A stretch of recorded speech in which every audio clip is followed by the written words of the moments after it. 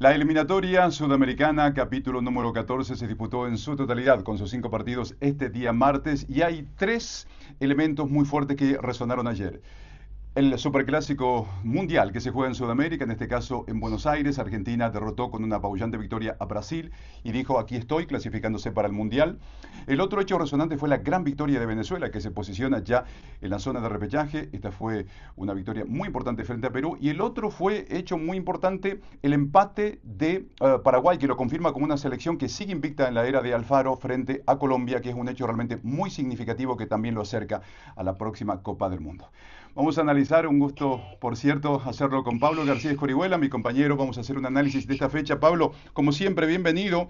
Querría tener tu impresión, primeramente comenzando con el gran clásico mundial que se disputó ayer en el estadio más monumental de esta Argentina de Scaloni, que fue brillante frente a Brasil. Me gusta saber tu mirada, lúcida, por cierto, desde la perspectiva, con el reposo de las horas, ¿qué te dejó esta victoria de 4-1 de la selección de Scaloni y su ticket para el mundial?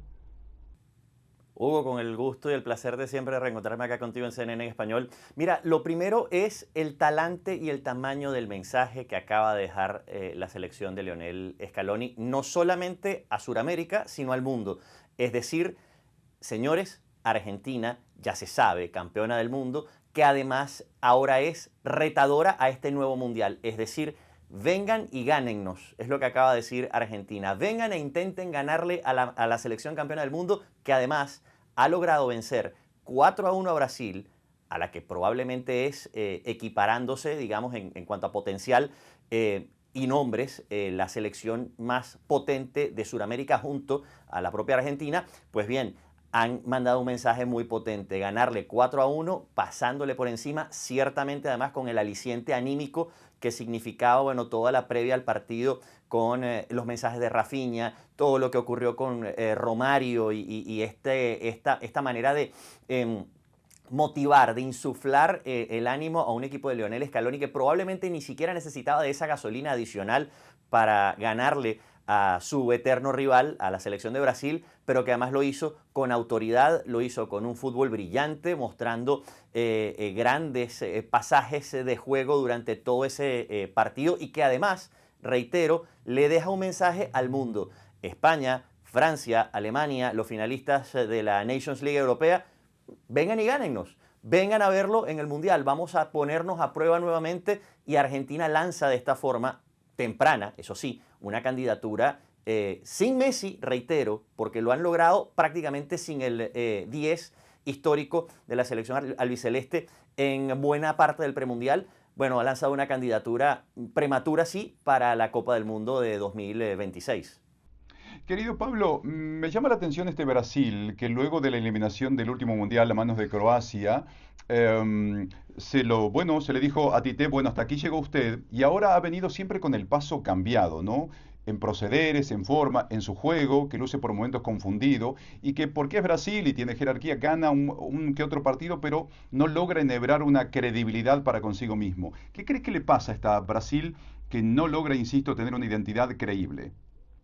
Brasil tiene, creo, Hugo, dos inconvenientes, ¿no? El primero, obviamente su torneo interno es de los más poderosos del continente, maneja mucho dinero, pero ha traído muchas piezas de afuera, muchos importados que de alguna manera han poblado el torneo brasileño y si bien le han dado realce, le han dado fuste y los equipos brasileños hoy en día son los más potentes de Sudamérica, no deja de ser menos cierto que sus figuras más jóvenes ya no tienen cabida en estos equipos brasileños y salen muy temprano a formarse en Europa. ¿Qué ocurre?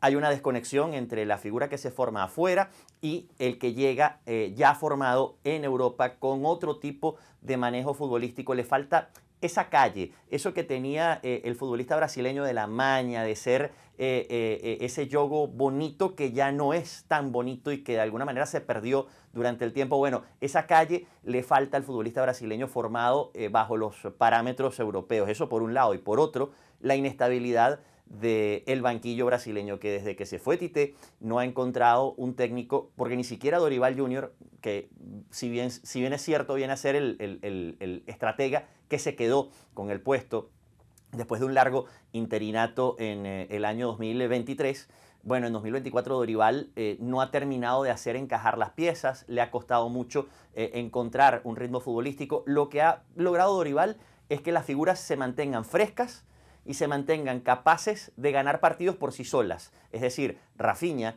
puede resolver Rodrigo, puede resolver Vinicius, pero no es suficiente. Y más aún cuando tienes a Argentina enfrente para competir con ella, y más aún cuando digamos, la verdadera meta de Brasil no es solamente competir con Argentina, es competir contra estos rivales europeos de los que ya hemos hablado antes para tratar de ganar la Copa del Mundo, que es, insisto, siempre el objetivo número uno de Brasil. Así es que ahí creo que está radicando un poco del problema entre la falta de calle, digamos, de este futbolista brasileño y lo que ocurre en el banquillo de Brasil, que no ha terminado de encontrar un hombre que le dé la estabilidad futbolística, tácticamente hablando, digamos, a Brasil. Pues creo que ahí se ha perdido en ese mar y tiene 1 año y medio para tratar de encontrar esa estabilidad porque, a ver, van a clasificar, no van a tener problemas para hacerlo, pero de ahí en más viene la pregunta, ¿estará lista Brasil en año y medio con Dorival para competir en el Mundial? Esa es la gran clave del asunto, ¿no?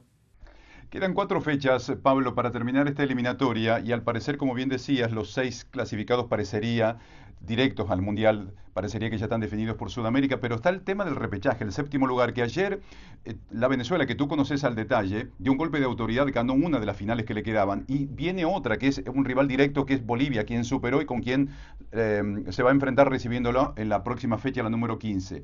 Hábleme de esta Venezuela que le ganó a Perú, que no le sobra nada, pero que ganó bien. ¿Qué mirada tenés del partido y de lo que viene para esta Venezuela?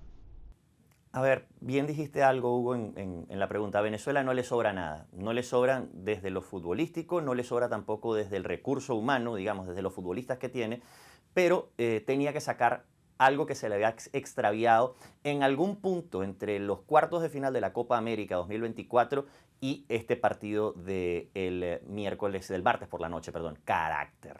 Esta selección había perdido la facilidad para ganar partidos de alto vuelo, partidos donde tenía la necesidad de imponerse y tenía ese gran peso sobre la espalda. De hecho, al final del partido, en la transmisión internacional, se ve a Salomón Rondón conmovido en algún punto con alguna de las preguntas que le hacen justamente cuando le preguntan sobre la posibilidad de clasificarse a la Copa del Mundo y corta la declaración, Rondón, entre lágrimas, precisamente por esto, ¿no? Por la emotividad y por lo que significaba este partido para Venezuela. Era una final que tenía que ganar. Bueno, le quedan todavía 2 más a Venezuela. Tiene que jugar contra Bolivia, ahora su rival directo por ese puesto en la repesca.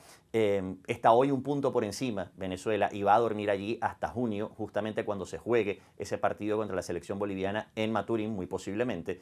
Y a partir de ahí, Venezuela puede o volver a la dinámica negativa que venía arrastrando tras 9 fechas sin ganar, y aquí hay que hacer un asterisco con Fernando Batista y entender que ha tenido muchas críticas o ha acarreado muchas críticas el ciclo de Batista precisamente después de esos cuartos de final de Copa América donde el equipo parecía haber perdido el rumbo, el eje, y este partido del día martes que parece reconciliar quizás a lo interno, más no con la afición, al equipo. E insisto, con la afición alegre por la victoria sí, pero no contenta con el juego.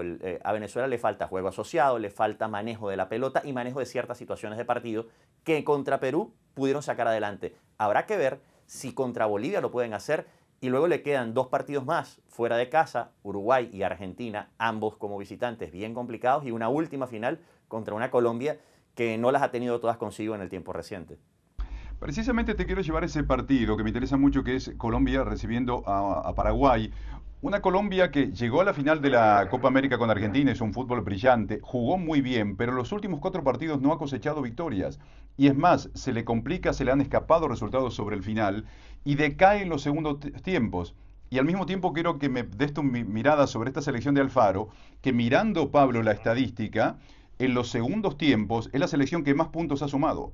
Ayer remontó un 0-2. Quiero tu mirada de este doble estándar. Una Colombia que juega muy bien pero que se desinfla y esta Paraguay insuflada con el carácter que le ha dado Alfaro.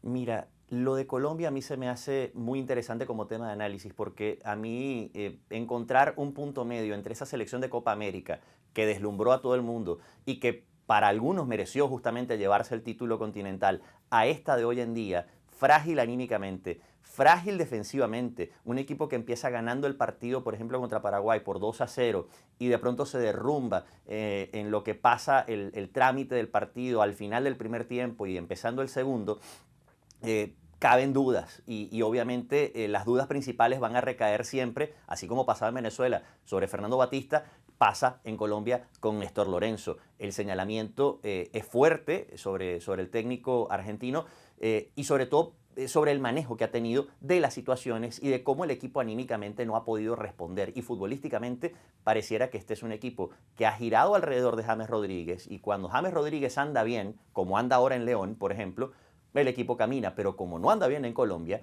el equipo no responde y no hay alternativas tampoco. Juanfer Quintero se queda en el banco, no termina de encontrar respuestas, por ejemplo, al nivel que está mostrando en el tiempo reciente Luis Díaz, que no es quizá el más óptimo. Entonces, ahí creo que pasa la clave de Colombia. Y esta Paraguay es todo lo contrario, es el polo opuesto, es un equipo que probablemente no le sobra tanto desde los nombres que pueda tener, y vaya que tiene algunos interesantes, como Enciso, por ejemplo, o la pareja de centrales, que es muy buena, pero es un equipo que desde que Alfaro lo tomó para sí, desde la Copa América justamente en adelante, pues no conoce la derrota. 4 victorias, 4 empates, 16 puntos cosechados en ese tramo que lo ponen con 20 prácticamente, o 21 prácticamente dentro de la Copa del Mundo. Uno puede pensar, a ver, tácticamente, ¿qué ha hecho Alfaro? Abróquelo al equipo, lo recompuso defensivamente, ha sabido componer 2 líneas muy sólidas para que se planten justamente como alcabalas para los rivales en lo ofensivo y en lo defensivo, perdón, y luego en lo ofensivo es un equipo muy práctico, aprovecha todo lo que tiene y que sabe resolver justamente las situaciones de cara al arco, aprovechando la pelota parada, aprovechando los recursos que tiene esa garra paraguaya. Y ahí es donde está el otro detalle, Alfaro supo insuflar al paraguayo de ese ánimo de creerse que podía ir a más, justamente agarrado de esa garra guaraní. Así es que pareciera que esta selección de Alfaro es muy interesante para verla y además pareciera que está encaminada al Mundial y a ver cómo puede competir también ahora contra los equipos europeos, que creo que es el gran reto, al menos de los 6 primeros de esta tabla, ¿no? Chile, la Chile de Gareca tiene 10 puntos junto a Perú, están en el precipicio, solamente un milagro futbolístico de hacer un pleno y ver cómo se acomodan los resultados parecería darle alguna credencial, exigua por cierto, él llegó con este recambio y si bien ayer jugó un buen primer tiempo, incluso mereció un gol frente a Ecuador, pero la falta de gol justamente le ha llevado a esta realidad, que no tiene gol. ¿Qué pensás de esta selección de Chile? Porque el propio Gareca decía o anoche mismo, si el problema fuera yo, Chile se tendría que haber clasificado en las últimas 2 Copas del Mundo y no lo hizo. Es decir, hay un tema de fondo, de recambio y demás. ¿Qué mirada tenés sobre esta selección de Chile? Porque tienen buenos jugadores con el recambio y un técnico de alto fuste. Me parece que lo de Chile y lo de Perú también, y lo de Perú además con un asterisco adicional que ya vamos a discutir, pero lo de Chile pasa necesariamente por ese recambio generacional que nunca llegó. Siguen aferrados a figuras como Alexis Sánchez, que no juega, pero está ahí de alguna manera gravitando la selección. Arturo Vidal, que sigue estando presente y que Gareca tuvo que echar mano de él justamente para recomponer un poco las cosas en la última doble fecha del año pasado. Pero es un equipo que se ha quedado sin profundidad y sin ese recambio generacional, y ahí es donde tiene mucho sentido lo que dice Gareca. Si hubiese sido él el del problema, este equipo habría seguido avanzando con un recambio generacional del talante suficiente para poder competir y volver a llegar a la Copa del Mundo y volver a ser protagonista en América, pero se han quedado cortos en ese sentido. Y Perú es un poco lo mismo.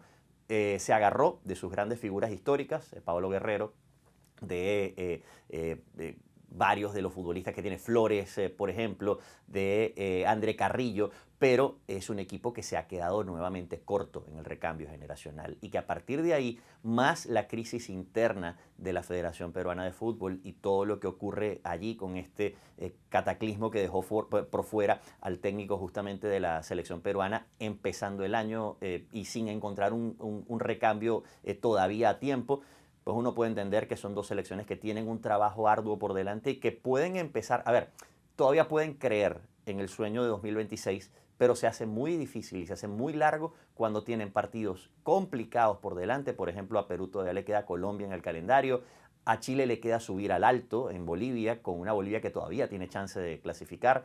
Entonces, es un poco complicado creer que pueden alcanzar tanto a Bolivia como a Venezuela en ese mano a mano por el repechaje, y probablemente es momento de empezar a pensar en el 2030. Pablo, hay una selección que me interesa especialmente, digo porque me gusta, que es Ecuador, que hizo una buena Copa del Mundo y es, después de Argentina, la mejor selección a mi criterio, no tan solo porque ha ganado 7 partidos, está en la segunda posición, sino porque ha sostenido un proceso y si bien todavía tiene lagunas y mucho por dar todavía por crecer, se ha sostenido en el tiempo y si bien no ganó frente a Chile, está ahí, expectante. ¿Qué mirada tenés de esta selección de BKCS? A mí creo que la llegada de Sebastián Becasese fue lo mejor que le pudo pasar a Ecuador justamente después de Copa América. Fíjate cómo la Copa América marcó de alguna manera antes y después para varias de las selecciones de Sudamérica, para bien o para mal, cuidado. En el caso de Ecuador fue para bien, porque salieron del ciclo de Félix Sánchez Vaz y de una manera de jugar que quizás no se ajusta a lo que tiene, al portento físico que tiene esta selección ecuatoriana. Hoy tiene la mejor defensa de América, William Pacho, Piero Hincapié, Pervis Estupiñán, varios futbolistas de gran nivel también del medio de la mitad de la cancha para adelante, el sempiterno Ener Valencia en punta. Es un equipo que tiene herramientas para jugar al fútbol físico, al fútbol rápido, de desborde, que puede hacerle daño a los rivales, pero se empeñaron de pronto con Félix Sánchez Vaz, un técnico de otras características, de buscar otro tipo de juego, y ahí siento que hubo una suerte de desconexión con BKC. Se han reencontrado esa forma que era un poco parecido a lo que tenían con Alfaro, y a ver si BKC se puede tener esa posibilidad de abroquelar bien las piezas, de engancharlas bien y llevarlas al siguiente nivel.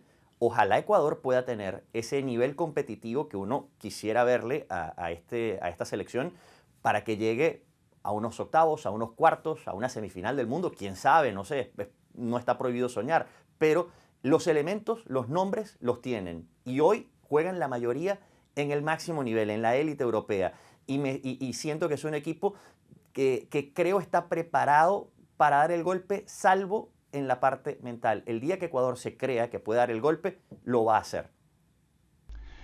Pablo, te quiero preguntar especialmente por esta Bolivia, que se hizo fuerte como local, de hecho ganó 3 partidos y dio un golpe de autoridad y ese triunfo frente a Chile como visitante desacomodó a Chile naturalmente y se acomodó la propia Bolivia, pero tiene un reto nada menos que ganar como visitante. Y ahora le viene una pieza sustancial, que es ganarle a Venezuela, que se están jugando el Sí. repechaje y no pudo ganarle a Uruguay, siendo que, insisto, como local era fuerte. ¿Cómo la ves esta selección de Bolivia faltando estas 4 fechas para, si es que tiene posibilidades a tu criterio para entrar en el repechaje? Posibilidades tiene, definitivamente. Tendría que hacer un partido del mismo talante del que le hizo a Chile en Santiago contra un rival directo como lo era Chile en ese momento. En este caso el partido sería el de junio en Venezuela. Esta es una selección que anda y que camina al ritmo del que está Miguel Terceros. Hoy Miguel Terceros no es regular en el Santos de Brasil. De hecho, están buscándole una salida al futbolista eje principal de ese ataque en algún momento cuando el equipo del Santos está en segunda división, por la llegada de Neymar precisamente. Neymar termina sentando a Terceros, enviándolo al banco, y bueno, se queda Bolivia sin la continuidad de una de sus piezas más importantes. A partir de ahí, es un equipo, el boliviano, que fuera de casa le cuesta mucho ganar, y es un equipo que se había hecho fuerte de local, pero que ahora pues ha perdido ese fuelle, digamos, jugando en casa con 2 empates, ese empate ante Paraguay y el empate también ante Uruguay, que le han quitado opciones, digamos, para estar directamente en la Copa del Mundo y bueno, no estar en una mejor posición de pronto en el repechaje. Es una final, así como lo es para Venezuela, también lo es para Bolivia, y ese tipo de partidos son muy especiales. Venezuela libró una ahora, justamente ante Perú. Le toca ahora a Bolivia ver si puede librar de visitante y con las dificultades que a ellos les entraña jugar en una cancha húmeda, complicada, con mucho calor como la de Maturín, si pueden justamente librar ese escollo y, bueno, dar el golpe para estar en la repesca mundialista. Finalmente, Pablo, un campeón mundial, un campeón de América, multicampeón justamente en esa materia como es Uruguay, que tuvo un momento brillante ganándole a la Argentina en la Bombonera, que hizo una muy buena Copa América, pero entre las expulsiones de esa Copa América, algunos malos resultados, hace 7 partidos que no gana la selección de Bielsa. ¿Qué le está pasando, a tu criterio, a la selección celeste? Yo no sé, Hugo, si resiente todavía el escándalo de la salida de Luis Suárez y la forma en la que se dio justamente la salida de Suárez con esa pelea con Marcelo Bielsa, o tiene que ver también con las complejidades de un calendario que ha puesto a Uruguay justamente a jugar en varios partidos bravos, varios partidos difíciles en este tramo de la competencia. Sin embargo, yo creería que a partir de la próxima fecha Uruguay puede tener un renacer y no va a tener problemas para clasificarse. Es un equipo que tiene el talento, que le sobran las condiciones, pero que obviamente pues necesita de ajustar algunas piezas para poder estar de lleno en la Copa del Mundo. Ojo, con tipos como Darwin Núñez, como Valverde, como Ugarte, como Betancourt, no debería tener ningún inconveniente para clasificar. Ahora, reitero, si Bielsa quiere sacar lo mejor de este equipo, tiene que encontrar la forma de convencer a esta Uruguay de su mensaje, y creo que ahí es donde está la desconexión entre lo que había para Copa América y lo que pasa ahora. La rúbrica de Pablo García Escorihuela, aquí en Deportes NN. Gracias, Pablo, por tu tiempo, por tu brillantez y por el análisis y ponerle esa impronta tuya de luminosidad. Esta fecha 14 que ha dejado postales muy importantes, restando 4 fechas nada menos para finalizar esta eliminatoria de cara al Mundial. Te mando un abrazo grande. Gracias, Hugo.